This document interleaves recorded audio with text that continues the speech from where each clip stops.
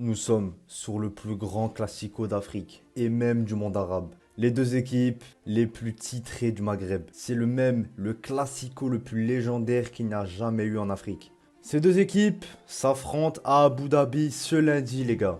L'Algérie et l'Égypte. Les guerriers du désert contre les pharaons. Riyad Mahrez contre Mohamed Salah. Le champion d'Afrique de la CAN 2019 contre le finaliste de la CAN 2022. Le match Algérie-Égypte en 2010. Tant de comparatifs qu'il y a entre les pharaons et les fennecs. Ce sont actuellement deux équipes en reconstruction et ce match n'a pas réellement un grand enjeu vu que c'est un match amical. Mais c'est deux équipes qui veulent absolument remporter ce match car un classico reste un classico. C'est deux équipes qui ont une soif de gagner. Entre l'Algérie revancharde du fait qu'elle n'est pas allée en Coupe du Monde, qu'elle est sortie en poule de la CAN et un Égypte rancunier qui n'a pas gagné la CAN en finale et qui n'est aussi pas allé en Coupe du Monde. C'est vraiment le plus gros choc du mois. Algérie-Égypte en match amical.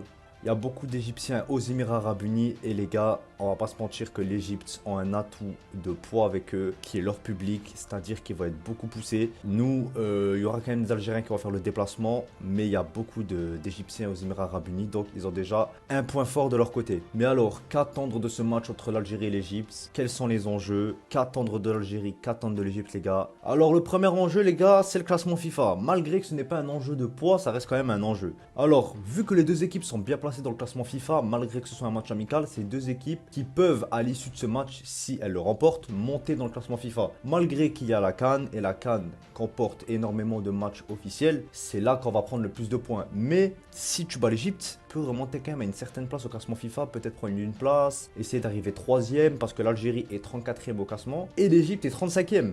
On est collé. Mais bon, le vainqueur empochera un petit gain de points, voilà, mais bien sûr, ce n'est pas la priorité de ce match. L'Algérie reste sur une grande forme actuellement, et l'Égypte aussi, les gars. L'Algérie a récemment battu le Cap-Vert 5-1, les gars. Vous pouvez voir le débrief sur ma chaîne, les frères. Et l'Égypte a battu la Zambie 1-0. Deux équipes, bonnes équipes, qui sont en CAN et qui peuvent causer du tort à des gros, les gars. On l'a vu à certains matchs, les gars. On a vu que le Cap-Vert, ils ont fait 0-0 contre le Maroc. La Zambie, ils ont déjà pété une CAN en 2012. C'est des équipes qui ont quand même un palmarès. Mais parlons de la forme actuelle, l'Algérie. On a battu le Sénégal. On a fait match nul contre la Tunisie, les gars. Le Sénégal, qui je rappelle, a battu deux fois l'Égypte l'année dernière en 2022. Une fois pour la qualif en Coupe du Monde, une fois en finale de la CAN. Je crois que c'était deux fois au tir au but. Et la Tunisie a battu l'Égypte 3-1 récemment, je crois que c'est le dernier rassemblement. Il y a des similitudes, on a joué des matchs à peu près similaires avec l'Égypte. Donc on peut un peu se jauger, c'est-à-dire que nous, on n'a pas vraiment perdu les matchs contre ces équipes-là, mais eux, ils les ont perdus. Mais après, ça veut rien dire, les gars. Ça veut rien dire du tout. Car l'Égypte a aussi battu récemment une bonne Guinée et la Belgique, les gars. Attention, parce que la Belgique de la Coupe du Monde, malgré qu'ils n'ont pas fait une grande Coupe du Monde, ils ont quand même battu la Belgique, les gars. C'est pas des lol, les gars. Donc, on peut voir que cette équipe, elle peut faire très mal offensivement. Les gars, si on parle aussi de forme, pourquoi pas parler des deux Mohamed, les frères? Mohamed Salah et Mohamed Amin Amoura qui la semaine dernière se sont rencontrés ensemble en Europa League malgré une victoire de Liverpool, les gars. C'est magnifique de voir ce genre de joueur en Afrique, les gars. Moi, je suis fier. Et bah, on va peut-être voir un Amoura titulaire, les gars. Pourquoi pas? Moi, j'aimerais beaucoup. Salah titulaire, évidemment, c'est le pharaon de l'Égypte, c'est le capitaine. Mais on va aussi pouvoir voir un Guiri, un Mahrez, un Oussem Aouar, un Ben Sebaini. On va pouvoir voir tellement de joueurs en Algérie. On va pas se mentir, notre effectif il est un cran au-dessus de celui de l'Égypte, les gars. Il n'y a pas de débat. On a énormément de joueurs qui jouent en Europe dans le très haut niveau.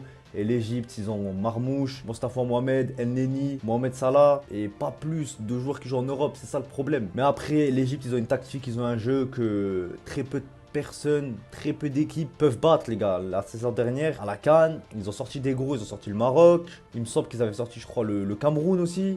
Ah, ils ont fait une très bonne CAN. Donc les gars, ce match, il a le même enjeu pour les deux équipes. Trouver le 11 type, voilà. Donner de la confiance à l'effectif, que ce soit mentalement. Et voir si on est prêt pour la CAN, que ce soit l'Égypte ou l'Algérie, les frères. Donc les gars, c'est bien beau de battre le Cap-Vert 5-1. Mais maintenant, c'est à nous de voir si on peut élever le niveau face au Pharaon. Moi, je pense que l'Algérie va jouer en 4-3-3 comme contre le Sénégal. Voilà, c'est un 4-3-3 qui a marché. Je pense qu'on va quand même voir un nouveau milieu aussi. Pourquoi pas voir un Boudaoui. Je pense qu'on va quand même voir Zerouki. Je pense qu'il y aura Benrahma à gauche aussi avec Guiri en pointe et Mahrez à droite. Voilà, on va voir ce que ça va donner. Mais en tout cas, la victoire, elle est très importante pour le mental des deux équipes et pour trouver trouver le 11. Parce que ces deux équipes en pleine reconstruction, comme je l'ai dit précédemment. Et c'est un tournant pour la préparation des Pharaons et la préparation des Fennecs, les frères. Donc espérons une victoire de l'Algérie, Inch'Allah. Et on veut voir un match avec une grande intensité et voir si notre effectif répond à la rencontre, les frères. Merci d'avoir regardé la vidéo, les gars. Abonnez-vous, lâchez un like. A plus.